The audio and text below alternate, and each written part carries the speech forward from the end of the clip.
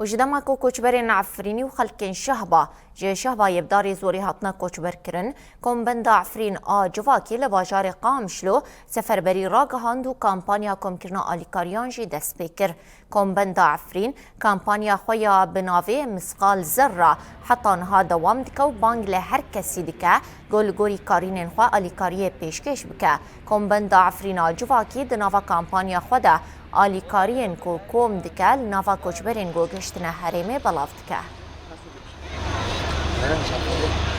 دكن دقريني ساعات تشتغل ام جوا کومبن براستی هف زیده 15 روزن ام دلو تفگر دانه ام چاوا کانه بن کلک گوچبرین خوا او گله ما خودین من ایگو اجی یک جوی کسنام بری وان از در کتمه من جی خواست امرول خوا کومبن عفرین بلیزن لانه اف کومبن زارو که شهبانه اف 15 روزن ام دلو تفگر دانه ما وقت سفر بیرلی نفیر عام اعلان کری ام چک کانه بن لکلک و عفرینی خوی بسکنن دیو باوی ما خو خوشکو براین ما و زاروکن ما ناوی حملای ما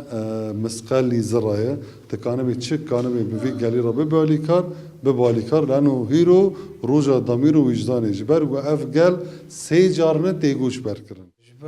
جروجا دست بيك الشردة مع وكا سفربرية إعلان كرو كرابطة عفرينة ما خاص كوم بخلق خاين عفرينة كو جهريما شعبية وحلبة تم فيدام بالي كاربن يعني تشتكو جدس مدار دكافة مقاربة مكان مثلا بيجن هن كاس دهاتن تبرعات دكرن أو رابطه کاری کاربا کم بکرم مدانیش بو خلکی خواب بلاف بکن. خواستم بگم ببین آلی کار جبو که ملت ما الشهب دار باسی و آلی بیا ام کاربن قصری